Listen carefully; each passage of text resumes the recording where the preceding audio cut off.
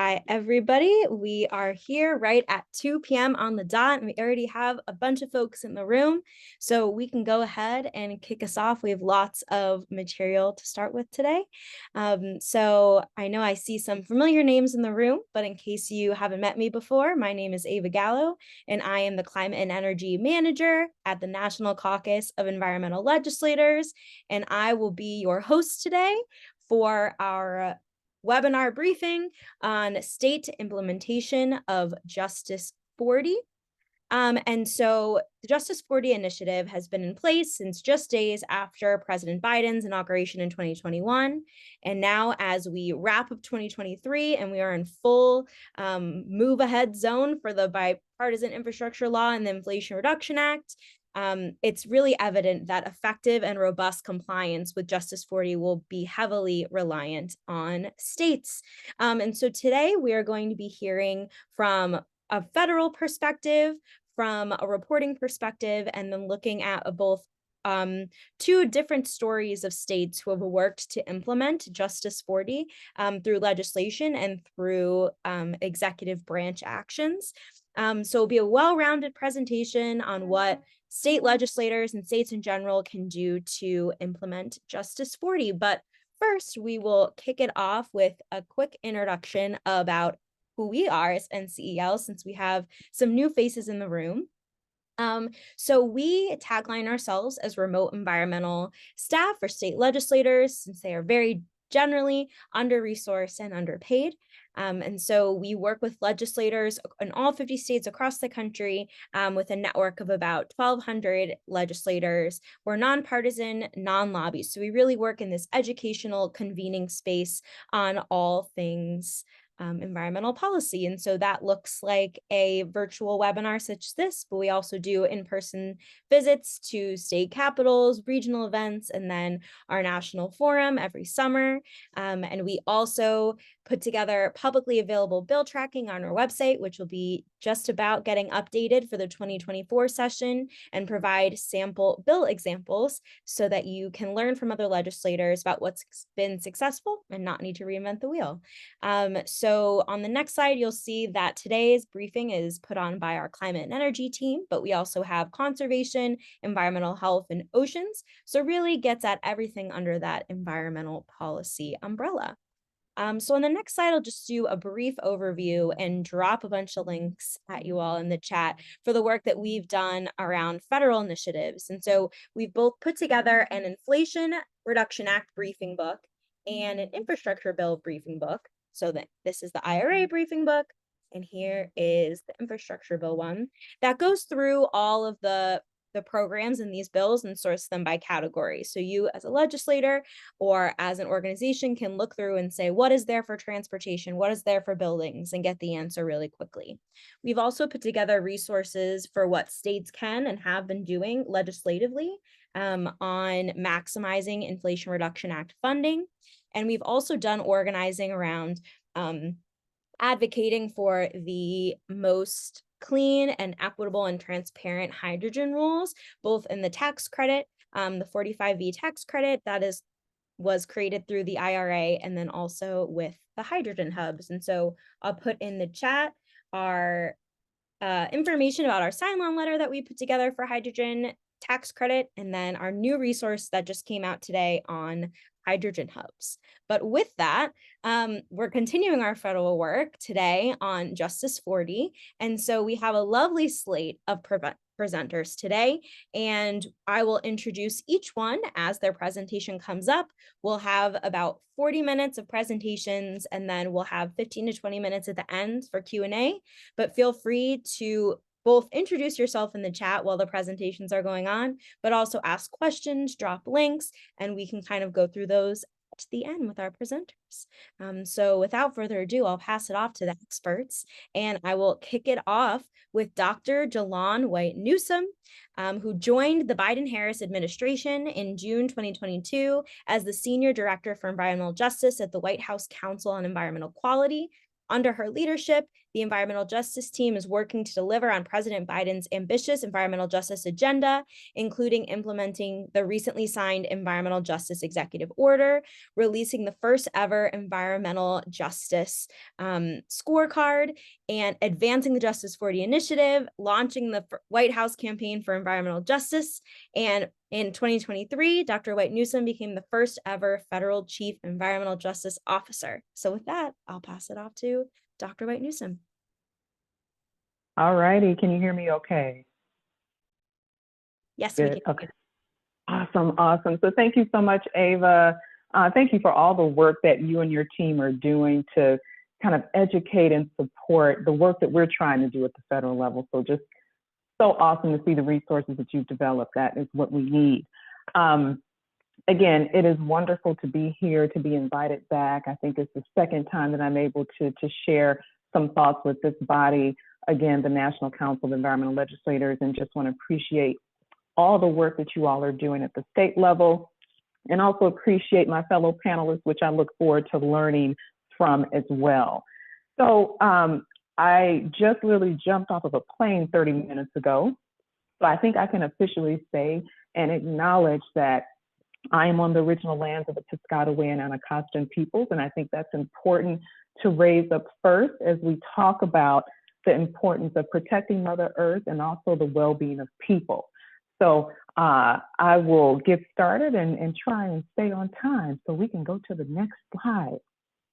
So again, I think it's important to really just explain very quickly the role of the Council on Environmental Quality, better known as CEQ. And it is simply and complexly our role to coordinate the federal government's efforts to improve, preserve, and protect America's public health and the environment. And again, what's awesome is that under President Biden's leadership, we have centered environmental justice in all of that work. The next slide. I am also really incredibly proud to serve as the first federal chief environmental justice officer for CEQ, and really lead a wonderful, dedicated, small and mighty EJ team to help execute the president's agenda. Now, this is a privilege that I don't take lightly, and if I had more time, I would tell you my story. But again, as a native of Detroit, Michigan, I've been working on environmental justice since high school, and really thinking about the communities and cities across this country that most of you represent. Again, probably understand the importance of making sure that we advance environmental justice in any way. So when we think about the importance of clean air, clean water, and keeping our communities safe, particularly those low-income communities and communities of color, and those communities that have been underinvested in, disadvantaged, and marginalized in so many different ways, that is why this work is so important. It is not about us, it is about people. And so it's important for you to know that we have a vision at CEQ, particularly on our environmental justice team. And we have 3 goals that guide everything that we do out of our office. The first is reducing burdens and pollution on communities. The second is making sure that our federal agencies are delivering those benefits to these same communities. And last but not least, which I'm sure you understand, we have to make sure that we are institutionalizing the good stuff, institutionalizing the stuff that will advance environmental justice across the federal government and this country. The next slide.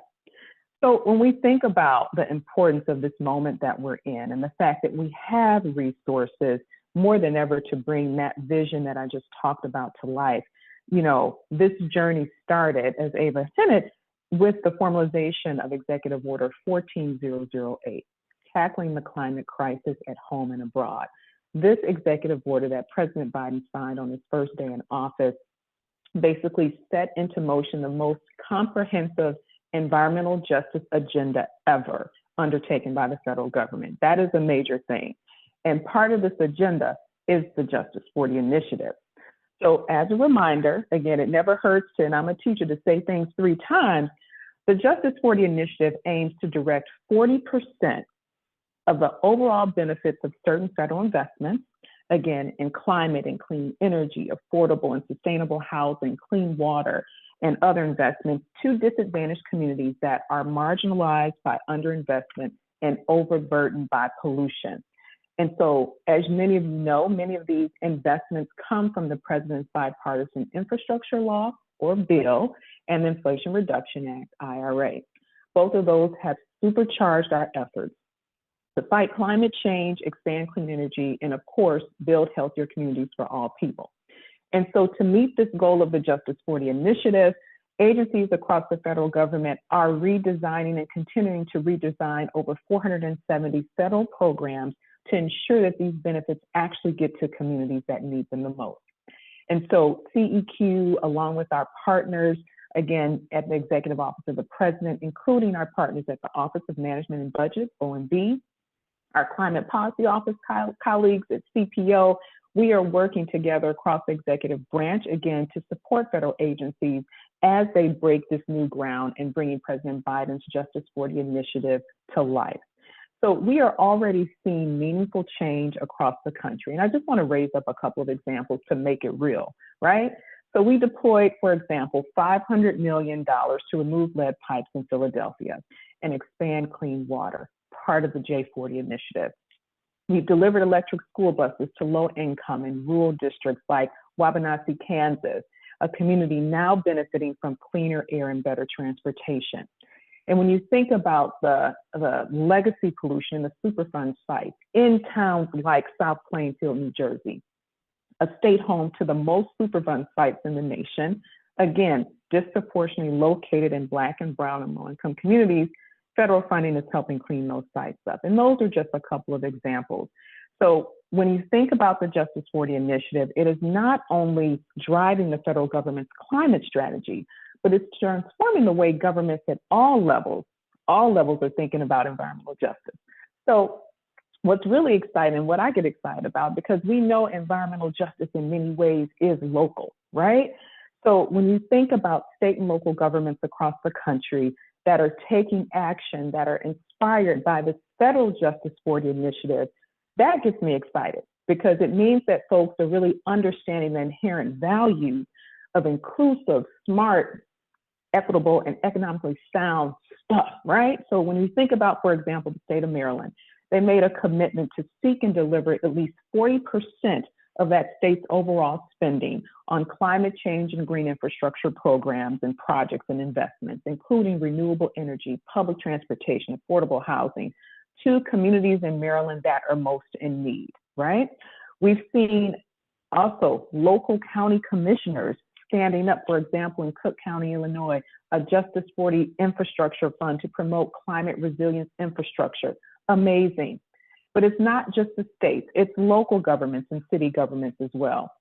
When I think about Albuquerque, New Mexico, was one of the first cities to develop its own Justice40 initiative, right? And I had the honor of witnessing the signing of the Albuquerque's executive order for equitable and just implementation of the Justice40 initiative and saw the hope on the faces of New Mexican families who will benefit from this innovative community-driven solution that will build a healthy and sustainable future. So this is a historic shift and should not be taken lightly.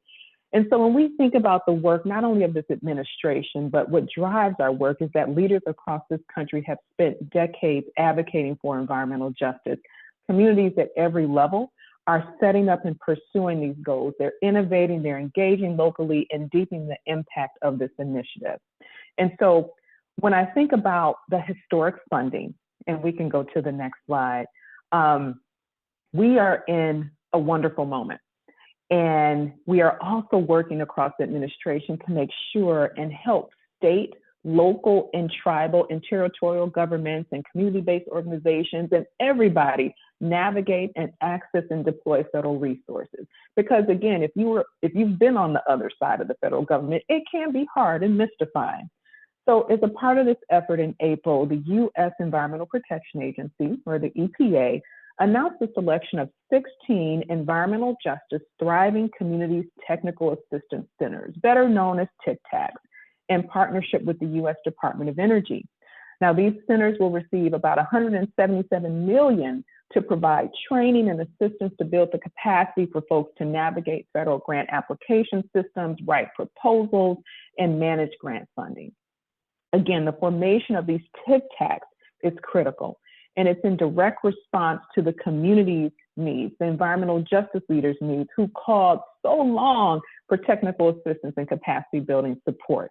So again, this also includes states, which is important, again, as states work to access these federal resources.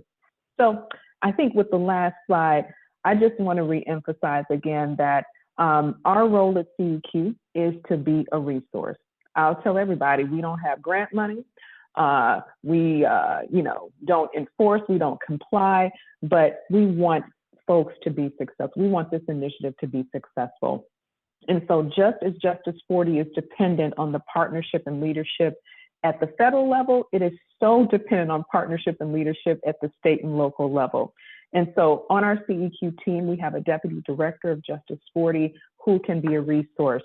And again, we have a White House Interagency Council, which is our group of federal agencies that come together to advance environmental justice. And so if you have questions or comments or needs or need to be connected, we want to be that resource for you. So again, together, we can definitely ensure that the Justice40 Initiative vision comes to life, and that our communities are living in homes that are lead-free. They are able to drink and swim and fish in water that's healthy and breathe in clean air. So we are so excited to work with you to make this promise real. And thank you so much for your work and your legacy that we are working to lead together. So thanks so much, Ava. Thank you so much, Dr. White-Newsome. It's really always a pleasure to have you on our calls. And I feel you're a person at the federal level who really deeply understands the hard work that goes into this on the state level as well. So love to have you. And I will say, I think TIC-TAC is one of my favorite acronyms that we have out there around climate things. You know, we're a climate heavy group, but when you can get a fun one in there, it's good to throw it in. So thank you so much. And we will pass it off to our next speaker. And who is going to screen share herself. So we'll get that set up while I introduce her. And so we have Jillian Blanchard, who is the Director for Lawyers for Good Government's Climate Change Program and a nationally recognized attorney in energy and natural resources law. Ms. Blanchard has worked in all levels of government, nonprofit, and the private sector on environmental infrastructure and climate change issues for over 20 years. And as director for the Climate Change and Climate Justice Program at Lawyers for Good Government, she has managed over 400 lawyers to help provide critical guidance to cities, states, and nonprofit partners to help expedite the country's shift to a clean and equitable green economy and to address environmental justice. So with that, I will pass it off to you, Jillian. Thank you so much, Ava. Are you able to see my screen? Yes, perfect. Wonderful. And thank you, Dr. White-Newsome, for all the incredible work you've done at the federal level. Essentially, we at Lawyers for Good Government work together to try and implement some of your great ideas, and we thank you for your leadership. So my name is Jillian Blanchard. I'm thrilled to be here with this esteemed panel to talk to you today about the work we've done to facilitate and help you all with the state implementation of Justice40. I can't echo Dr. White-Newsome's statements enough to talk about how important it is to have that state leadership in addition to the federal leadership to make sure Justice40 becomes a reality. And with that in mind, we at Lawyers for Good Government create a number of resources that we share with all of you. But the one I'm focused on today is our Disadvantaged Communities 50-state database. And so I'm going to jump right into that, because it will give you some guidance on how to come up with some model policies. Very, very quickly, L4GG, if you have not heard of us, we are a newer nonprofit with grown to a nationwide network of over 125,000 legal advocates in all 50 states. And we work in areas where lawyers can make a difference. In this instance, I run the Climate Change and Environmental Justice Program. A lot of areas in terms of bill and IRA implementation, helping states and local governments on policy, on implementation, and direct services to communities. And that's what we're here to focus on today. But I look forward to the opportunity to work with some of you on environmental legislation, should that ever kind of come up. But first, why do we create this 50-state database? As Dr. White-Newsome explained, Justice40, it's a fantastic idea created through executive order, but it also needs to be implemented, right? It's complicated. There are a number of different ways that it can be implemented. And it's a historic level of federal funding that we're talking about. We we estimate it could be somewhere around $2.2 trillion to address historic inequities, tackle environmental racism, and address climate change. And so we don't want to miss this moment, this incredible idea. And so the dashboard is really available to you. We'll walk through it in a moment to help implement Justice 40, make sure it becomes a reality, to help define disadvantaged communities, track and measure, and ensure that this money goes where it's needed most. So as Dr. White-Newsome talked about, there's different definitions of disadvantaged communities at the federal level. There's also the CGEST map that Ava was talking about. And then there's a lot of different state definitions that are out there. And so it can get complicated. So we created the dashboard to help you identify what your state has, but also what it could use, as well as identifying model policies from other states. So what's in this database? Let's get to that. We've got answers for all 50 states, including DC and Puerto Rico, to the following questions.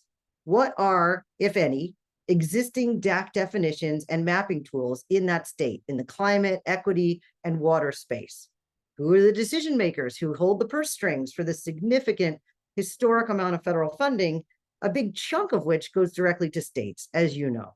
And then what, if any, environmental justice and Justice 40 legislation does your state have? Either in proposed legislation, which you might want to try and carry forward, policies, regulations, etc. And then in our 2023 update of this dashboard, we added quite a bit more that I want to chat with you today about that might be helpful to you all in the form of model policies around Justice 40. The three big buckets we focused on are the three pieces that we believe are essential to effective legislation in Justice 40 and implementing Justice 40. Community engagement, so critical, meaningful community engagement, actual implementation of Justice 40 in terms of percentage of investments, et cetera, that you may want to commit to, and DAC definitions. What are they? Where are they? What mapping tools are available to help you identify these communities that have been overburdened, under-resourced, dealing with energy burdens that need that money and need to be prioritized? So with that, I'd love to jump into the report. I'm going to play around on the screen here. You can, you'll get access to these slides to be able to play around with it yourself, but it's just an easy link, l4gg.org/DAC, and it'll take you to this report. So you can see our table of contents, which provides a lot of that context that Dr. White-Newsome was talking about, you know, how Justice 40 was created, what are the federal definitions that exist at the moment from different agencies like the Department of Energy or the U.S. Environmental Protection Agency or the Department of Transportation. They have slightly different definitions related to different federal programs. And then we'll go into, in a minute, the example policies, these four big bullets that are going to probably be of the most use to you all in identifying model policies. But first, let's click to the dashboard section, my favorite bit, where we have state level findings for every single state answering the questions I referenced before. So just as an example, let's click on California. They have a number of policies in this area. First question we answer is, who are the decision makers, the relevant agencies, along with live links to get there. This is for our advocate partners to be able to know who they can contact and how to engage to really start going towards that meaningful community engagement and prioritizing funding and equitable distribution of funding. What are the existing DAC definitions in climate, energy, and environmental justice? I just want to flag here so that you know, we as lawyers, we want to provide details, so we provide direct links to the legislation so you can see which code it was put in case that's helpful to you in your state, the criteria that was used for the definition, existing mapping tools, et cetera, as well as if there are any existing Justice 40 rules, and then what are the definitions in the water space? Some states, as many of you know, don't actually have definitions for disadvantaged communities in their state in the climate and equity space. But because of the Safe Water Drinking Act, they actually have been required to come up with affordability criteria and some definitions in the water space that may be helpful to you. So we put this there for you so that you can use that in case that's your starting point. And with that, I'm going to go back to the report. I'm going to focus on the model policies piece. And right here, you'll see you can click right on it. And so what we did, I encourage you to play around in the dashboard to see, look at similarly situated states, see what you have in your own state. Of course, let us know if there's an update that we've missed. This has been updated since September 2023, but our goal, especially as attorneys, is to be as accurate as possible. So if there's anything we've missed, we've got a link in the report to update us and we can get that addressed. But here we've got some cherry-picked policies in the 3 buckets I described: community engagement, definition of disadvantaged communities, and actual implementation of Justice 40 at the state level that would impact not only the federal funding, but state funding. Because I just want to reiterate, because it's so important what Dr. White-Newsome said. The federal government has done its part in creating this initiative, but it's so critical to have state implementation because the federal government is limited in how much it can enforce and require states to do. So it may seem redundant, but it really isn't, to make sure that Justice 40 gets implemented effectively. So again, we've got some examples here, and to recognize that you may be in a variety of different political spectrums and political landscapes. We have examples in blue states, in purple states, in red states. You'll have to forgive our categorization. It was just based on what the legislature and the executive branch is made up of. And you can see we've got examples of, in the blue states, on DAC definitions. We even have some examples of what you can do in purple states to give you some ideas. If you don't have the ability to necessarily pass full legislation, maybe you can do an effective executive order, like you're going to hear about later today in the presentation. And as well, where we could find it, examples in even red states under NEVI plans, etc. We have the same thing for community engagement. Minnesota's passed a slew of incredible legislation related to implementation, not only of Justice 40, but financing for clean energy projects and equity that we wanted to highlight. You're going to hear today from the folks in Washington on the fantastic work they did in getting the HEAL Act passed, a real coalition effort that actually runs the gamut of the 3 buckets we've described: Justice 40, disadvantaged community definitions, as well as community engagement, which is so, so important. And we even have some examples in purple and red states and additional considerations. I think Dr. White-Newsome was referencing some great work done at local levels, where if you can't pass something at the state level, maybe you can work with some localities to get some things done at the local level where community engagement happens, really. And then finally, the Justice 40 bucket, where this is states, and we've actually tracked the pattern. You can see here, all the ones in blue are states that actually have existing or proposed guidance for implementing Justice 40.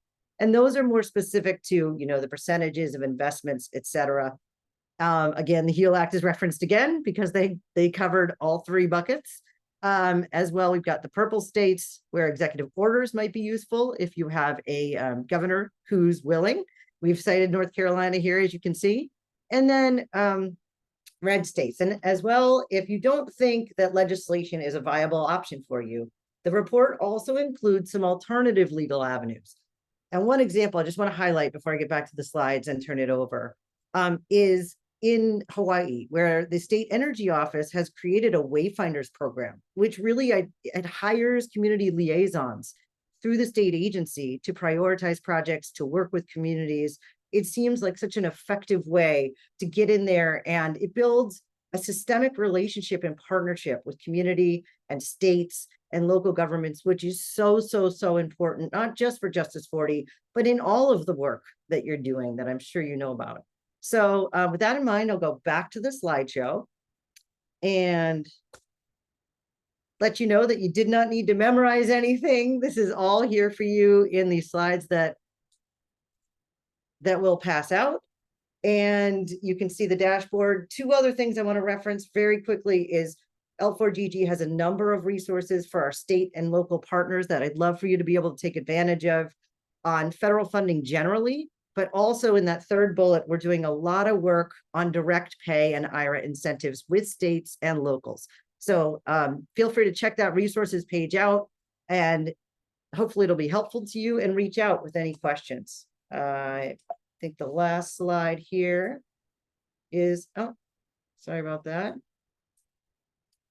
Let me just get to my last slide so you can have emails if you have questions. And then there's a link, live link to the report itself. If you have any feedback, we welcome your feedback. We welcome updates, and we look forward to working with you. So thank you for all the great work you're doing, and here for any questions. Perfect. Thank you so much, Jillian.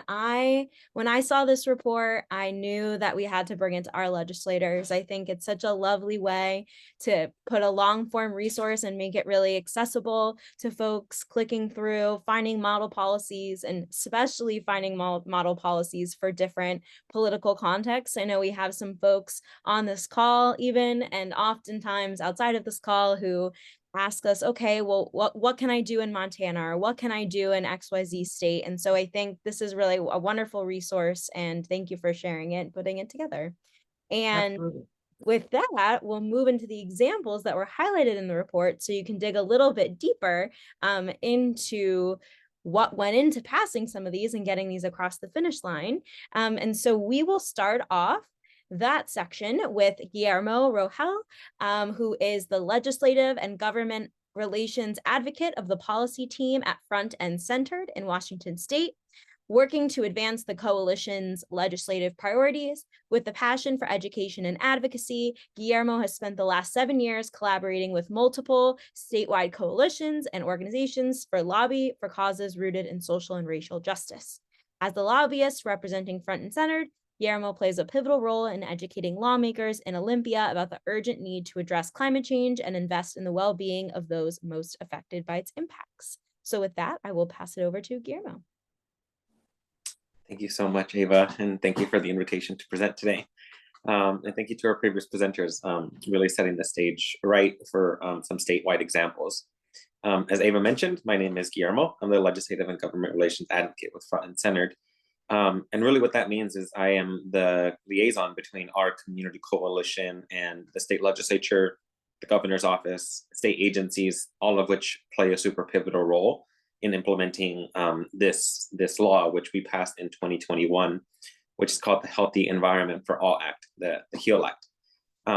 So could you go to the next slide, please? So I just want to give you all an introduction to who Front and Centered is and how we do the work. We are a coalition based out here in Washington State with 70 community-based organizations all across the state, all the way up from Bellingham down to Vancouver, across to Spokane and the Tri-Cities areas, and here in the Puget Sound, where I am located. But really, our coalition brings together a group of folks that maybe have climate and environmental justice at the top of their minds. Maybe they don't. Some of the organizations that we work with, for example, represent farm workers, and farm workers, from their perspective, are dealing with different kinds of effects, whether that be labor issues, whether that be pesticides. But they have this nexus. They are on the front lines of climate change, especially since they often work outside and are exposed to the extreme working conditions, either in extreme heat, extreme cold. They are the folks who deliver the food to the table. But we also work with other kinds of organizations that represent maybe labor, or, for example, we have refugee centers that welcome refugees into Washington State and help them resettle. And, we are a good mix of coalition members and community-based organizations that really try and make sure that as we are working on different kinds of climate policy at the local level, at the state level, that there is a voice for communities of color, for frontline communities, for Indigenous communities, to really inform the kinds of policies and budgets that get passed. And that's how the coalition was formed. There was this need and this absence of communities of color in the conversation. Tribal governments were also felt excluded and felt like they needed to be a part of the conversation. So they really stepped up and have been around now to influence policy. And we are relied upon pretty heavily now to provide a voice for environmental justice communities here in Washington State. Next slide, please. So the origins of the HEAL Act, as many policies that maybe you all work on, it has a long history. Fighting for racial, economic, and environmental justice has always been around, but really the group ourselves formed in 2014.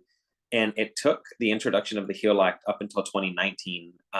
It got provisoed. So sometimes a mechanism that state legislatures use to study a policy that is getting proposed maybe a little further. So the actual bill itself didn't get signed into law until the spring of 2021. So we've been now working on the implementation of the law for about 2.5 years, going up on 3 years. And so with that, we have the spirit of the law that we try to make sure it's implemented. But we are also working with very real realities of what it takes to implement a statewide law that has just a variety of implications. As Dr. White-Newsome mentioned, they're trying to overhaul a lot of programs at the federal level. We are trying to do the same thing here in Washington State, working across, I believe, 8 different state agencies that have, vast portfolios related to transportation, commerce, ecology, health. All of them are trying to embed environmental justice into their work now, which, is not going to get done in 2.5 years. But I hope to share with you all some of the successes that we had and some of the lessons learned. Next slide, please. So the HEAL Act really sits at the center of just transition, where we see that we need to dramatically shift our economy away from this extractive economy that digs, burns, dumps fossil fuels, really at the expense of communities that can't afford any more pollution in their communities. They are paying for it with their lives. We have the environmental health disparities map here in Washington State, which shows, just depending on your zip code here, you could be in South Seattle and have a life expectancy that is 8 to 10 years different from someone who lives in North Seattle. And that is because all of the industry, the ports, the airport, major highways are located right here in the South End, and the communities that are cheapest to pollute are the ones that pay for it with their lives. And so we saw HEAL as sitting at the center of this community self-determination model that we know community members need to inform all of these different climate policies. Otherwise, we're going to have the status quo, which status quo leads to these dramatic health disparities that we see today. Next slide, please.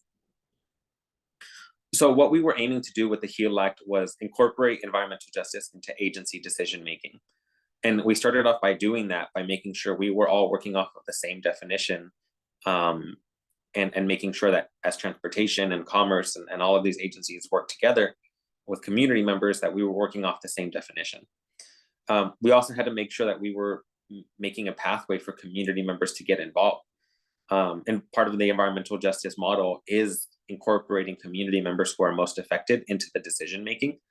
And so each agency that was included in the law had to make its own community engagement plan. And when we saw the first community engagement plans, we had a lot of questions. We come from organizers.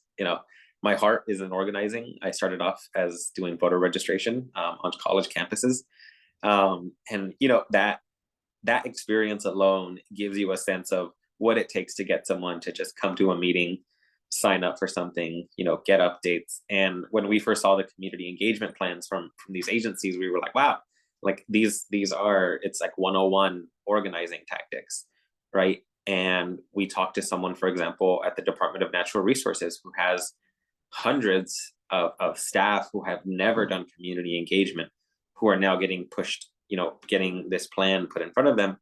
And they have to take that and say, like, how am I as an agency staff going to communicate with community members who I need their input with? We also heard at the same time from state agencies that sometimes we don't want to put all of our people in front of community members because there could be some real harm for someone who's not experienced in doing community outreach. We have to be really intentional about who we send to community, how they communicate. So, it's this sort of give and take when it comes to these community engagement models. And then demonstrate progress. Ultimately, it's not just a law that defines environmental justice and sets up these structures, but it sets very intentional goals for what the reduction of health disparities look like, for what investments look like, and for what accountability looks like. Next slide, please. So here's just for you all the definition of environmental justice. It builds on the EPA definition, and really in the second half of the sentence or of the definition, the Environmental Justice Task Force, which was a coalition of community members, agencies, practitioners, came up with this definition of environmental justice. So just sharing that with you all. Next slide, please. So some key accomplishments. When we first got the HEAL Act passed, one of the main things was we needed money to get this implemented. We couldn't just give state agencies this mandate and not give them any kind of resources. So there was more than $12 million invested in state agencies for this work.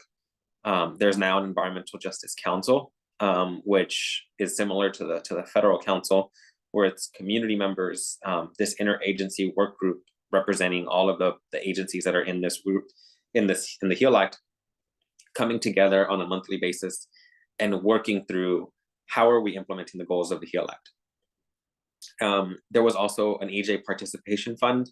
So, as much as state agencies got $12 million, a year later, we realized, like, wait, community members need some money too. So we had to go back to the state legislature and get some more funds. Next slide, please. So Front and Center stands behind the Justice40 Initiative. We were reached out to when the executive order was getting drafted to put out a statement. So our community council lead, Rosalinda Guillen, who is on the far right here in the white shirt, standing with members of Community to Community and Familias Unidas, which represent farm workers up in Skagit Valley in Washington, put out this statement in support of it. And at the time, HEAL Act had already passed. And as Jillian mentioned, there's a lot of similarities between the Justice40 Initiative and the HEAL Act, which I'll touch on right now. But, it's something that we're excited about. Hearing the president say even just the words environmental justice in their planning for climate change initiatives is huge. And we want to make sure that those words are matched with actions and investment. Next one, please. So as I mentioned, here are some of the similarities that the HEAL Act has with Justice40, is a goal of allocating 40% of funding and expenditures to overburdened communities and vulnerable populations. We also use, data behind this to make sure that we're investing it in the right places. And also have EJ assessments for significant agency actions that includes, new legislation, grants and loan programs, capital projects. All of these things must now undergo an environmental justice assessment. Just some lessons learned, and I think I'll probably, can you go to the next slide? I think I just want to make sure yeah. So one of the things that we've learned more in implementing this, and Jillian, and I think Dr. White mentioned it as well, is defining overburdened communities. We have a definition in the HEAL Act that defines overburdened communities, but the application of that definition has actually been proving a little challenging. There is, what is an overburdened community related to a grant and loan program? What about if we are investing, cap and trade revenue? How is that defined? The kinds of permitting that we do, where permits are, if a facility is permitted in an overburdened community, what is the definition of that? So there's, a lot to learn from this. I think we need to set up really strict structures that are well funded in order to have success at the statewide level, and make sure that whatever the federal Justice40 Initiative is putting out aligns and is able to connect to the model here in Washington State. So I think I'll leave it there. But yeah, happy to take any questions, and yeah, thank you all again for the invitation. Wonderful. Thank you so much, Guillermo. I think it's really amazing to hear about the work that you all did that led into the creation of Justice40. And so states are really, as you have shown, on the cutting edge of this work. So thank you so much. And last but not least, we have Jeff Hart, who is the Environmental Justice Policy Advisor for North Carolina Governor Roy Cooper, where he works to further the state's environmental justice goals. Jeff previously served as a policy fellow at the North Carolina Department of Transportation in the Office of the Chief Operating Officer. Prior to his work at NCDOT, Hart worked in various roles on the Biden campaign for president, including regional political director during the South Carolina presidential primary. So with that, I'll take it away, Jeff. Thank you, Ava, and thank you to the previous panelists, and also a special thank you to Representative Pricey Harrison, who serves on the NCL board. So next slide, please. North Carolina has a rich history of environmental justice. The environmental justice began in North Carolina about 40 years ago. And with that rich history, our office and Governor Cooper takes this challenge head on, and we are always looking for innovative ways to emphasize environmental justice. Next slide, please.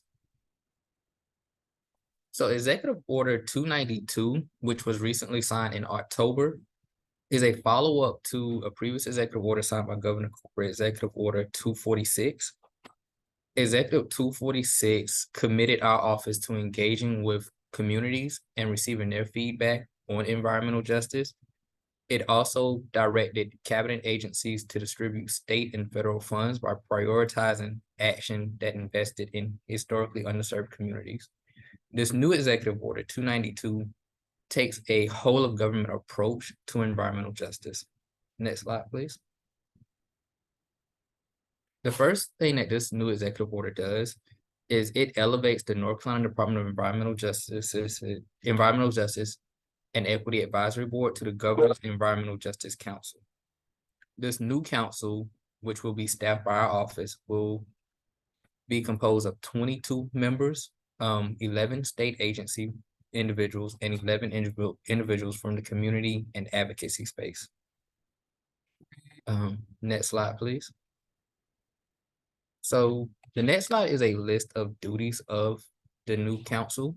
I won't go into all of the duties that the EO lists for the council, but the council will provide guidance to cabinet agencies and to the governor's office on environmental justice issues, maximize resources, research, and technical assistance across state agencies to further support EJ advancement. And lastly, the council will consult with the North Carolina Office of Strategic Partnerships to develop recommendations on cumulative impacts. Next slide, please. Our new EO 292, also for purpose of our EO for state agencies, it defines the terms listed there: communities of color, community or communities, cumulative impacts, desperate impacts, environmental justice community, indigenous communities per North Carolina statute, and low-income communities. Next slide, please.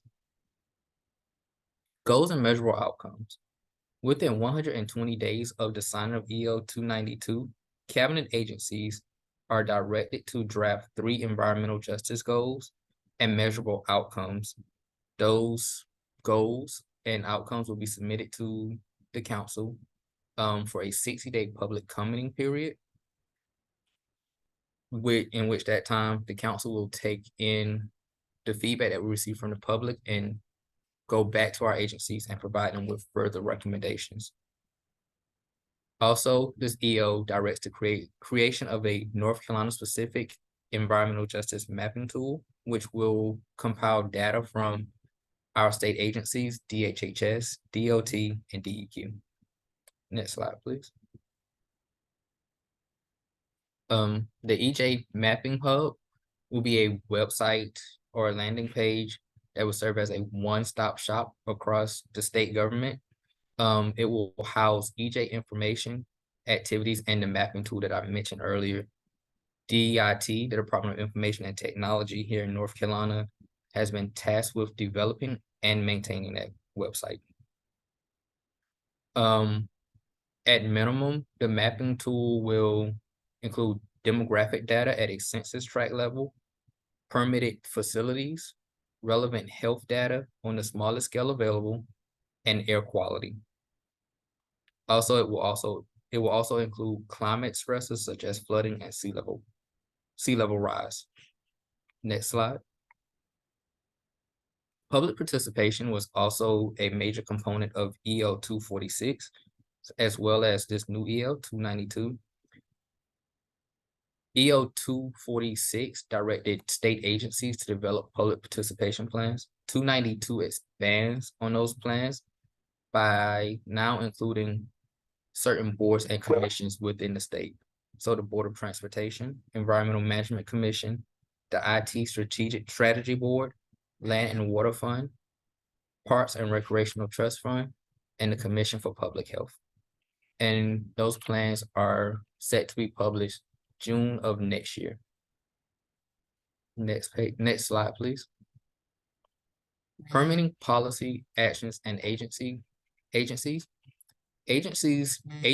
North Carolina are directed to include EJ into policies and programs to the furthest extent allowed by North Carolina law.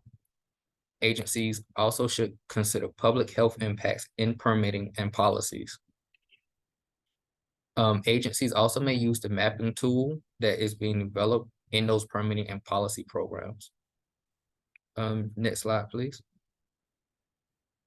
Cumulative impacts. As I stated earlier, the North Carolina Office of Strategic Partnership is an office within the state government. It is housed at OSBM, and the office leverages and works with academia on various research topics. So the EJ Council will work with this office to develop cumulative impact recommendations. Next slide, please. The EJ Council is also tasked with delivering a report to the governor's office by October 15th on its progress. By October 15th as well, the Department of Commerce and DEQ are to deliver a joint report to the governor's office on facilities that receive JDIG grants that have received JDIG grants since 2017, but have also been cited for some form of environmental violation. By October 15th also, cabinet agencies are also directed to deliver a report to the governor's office on EJ goals and their measurable outcomes and their progress towards those goals. Next slide, please. Next steps. So currently we are in the process of pulling the new council together. We are also working with our state agencies on developing the mapping tool, and we have meetings scheduled with GIS experts from the various agencies. And we are also working with our agencies to develop their goals and outcomes. To tie this all into Justice40, we see our new EO as an extension of Justice40. Under this new EO, cabinet agencies are directed to place state funds towards disadvantaged communities. Justice40 directs the placement of funds towards disadvantaged communities, so ours would direct state funding for the same thing. The climate and economic justice screening tool, we feel is also very similar to the tool that we're developing here for North Carolina.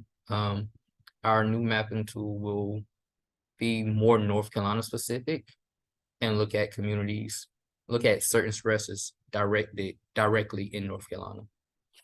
Also, the new EO is similar to Justice40 because it looks at climate change impacts on communities of color, low-income communities, and indigenous communities. And that is the extent of what I have today for you guys. Perfect. Thank you so much, Jeff. And I think that rounds off a really well-balanced panel. And so we will go ahead and stop screen sharing, and then we can all see our lovely presenters' faces if you all want to come off camera for the end here. And we have a couple questions in the chat. Feel free to continue to add them in as we go. But I will go ahead and start us off with this first one, which is how can we prioritize the most needy areas within disadvantaged communities? How does this interface with community disaster resilience zone? So I'll let anybody who has thoughts take that. I mean, just the Washington level. I think that's where I talk about the application of the definition of overburdened communities. You know, for example, there was an air quality monitor program, and part of the question was like, where do we put these air quality monitors, and how do we use the definition of overburdened communities to direct that? Right? I think they had 10 at the time to put, so they had to choose 10 locations to put it in. And then we were talking. I was just talking to a disability rights, group, and they were asking, like, how are folks who face a disability, how are they getting climate resiliency planned around them? And that's like another application of a disadvantaged community we need to apply to. So I think you really need to know on the ground what's going on. And at least for us, that's part of why we try to expand our coalition as far as possible. You know, there's a significant part of the state on the northeastern part of the state where it's a really rural community. Not as many people live there. And we were just able to connect with a community organization called Rural People's Voice. And, you know, they're helping us understand a lot more at like a finite detail what their communities are going through. So at least from our perspective, it's about that community outreach and that community engagement. For state agencies and different folks doing the model or doing that work who don't have that community model, I try to plug in as best as possible in like a non-transactional way. But that's at least what we're attempting to do here in Washington State, is understand more at like a really local level what our communities are facing, so that they can tell us, instead of having state agencies sometimes guess and throw darts at the board. Yeah, I was going to add to that if I could. That's exactly kind of what I was going to say, Guillermo, is that idea of allowing for community engagement and ensuring community engagement with liaisons who are able to inform you which areas to prioritize.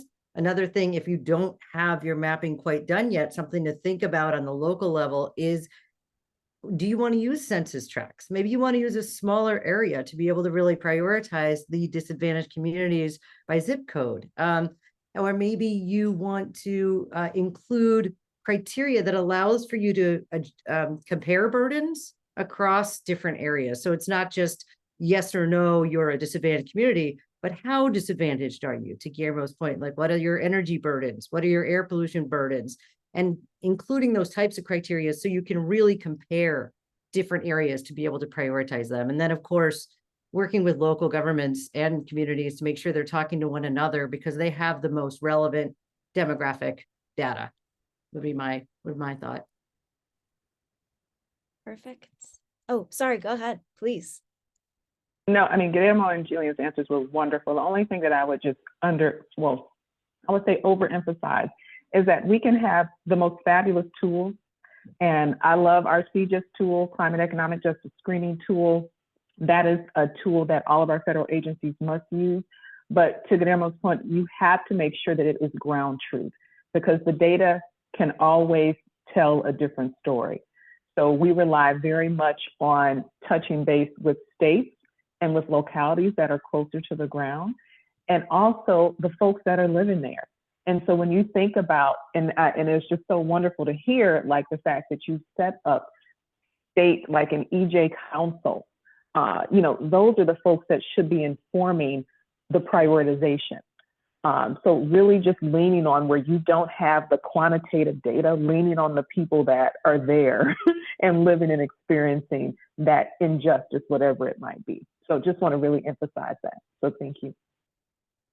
Thank you. And so we'll get to this next question, which, assuming that Trump wins the presidency and rescinds as many Biden area programs as possible, we should assume that certain things will be on the chopping block. How can we disperse funds before, if that happens, that time, so that they have the greatest impact? But I'll also kind of expand the question, and I think, how can states really step up to the plate, regardless of kind of what happens on a federal level in coming years as well? I'll expand it a little bit. I'll start and then I think, again, this is a question that is top of mind for a lot of us. And what I think is so important is that when we talk about the third goal of our EJ team is to institutionalize environmental justice, because I'm a political appointee. I'm not going to be here forever. We don't know how the political winds may shift, but it's important that EJ is so embedded into the fabric and foundation of everything we do at the federal level. And that means our career employees, our folks that are not going anywhere, that is embedded strategically into policy. So really thinking about some creative and innovative ways, like if for example, folks are going to look for EJ or look for Justice40 when those political winds shift, what are some ways that you can rename or recharacterize or take the target off the board? So you really have to, again, we're thinking about the long term. I'm thinking about years from now, because it is no good for us to set all of this stuff up now, Justice40, our EA scorecard, and it not last beyond us. So really thinking creatively, and I think some of our federal agencies are doing a great job of that. But that is a question that is top of mind and a real question. So thank you for that. Yeah, I think on that, we had a small taste of some of this with the Supreme Court ruling, their ruling on affirmative action, right? And one of the questions was, does this change the way that you're able to target overburdened communities? Because, part of the environmental health disparities map that we use has, race as part of, you can look at a district, the census district, and see who lives there. And, but our thing is like, we can take race out of this and we can look at the environmental health disparities map and all of these public health stressors and just look at where they're located. And then you can just see with your eyes, like, the funding and the programs will go to where they're needed, because the public health stressors, the health disparities that exist live in communities of color. Like it's either way, like we're going to have to look at these communities that face the greatest health disparities. And they're going to be there. So I think there's ways, as you mentioned, Dr. White-Newsome, like we recharacterize some of the issues that we work on, and we can still get some of the work done. And I would just add to that one piece too. I think that's exactly right. It's such a smart way to think about it. And CJS did an incredible job, I have to say, at kind of navigating that race issue, and still being able to really target communities of color, I think. But the other piece that I would just emphasize as a last thought is that's one of the reasons why it's so important to work at the state and local level, right? Because we don't know what's going to happen at the federal level. We don't want to be beholden to this US Supreme Court and their wild decisions. So I think that's, kind of underscoring the need to have everyone, the work you're doing, the important work the group on this call is doing to establish these state policies that will be there, even if some of the federal policies change. And I didn't tell Jillian to say that. So clearly she's on board. The states are where it's at. I know that we're over time, and so I want to be mindful, but please feel free to reach out to us. We put some contact information in the chat. We'll be sending along recording and slides after the fact, but we are always here for you all as you work through implementing Justice40 or anything under the climate and energy sun. We are doing office hours for state legislators every Wednesday afternoon through December. So feel free to book some time with us and we can help you brainstorm before the 2024 session. But thank you all so much for being here. Thank you, and a round of applause to our wonderful, wonderful team of panelists, and looking forward to being in touch with you all. Happy Tuesday.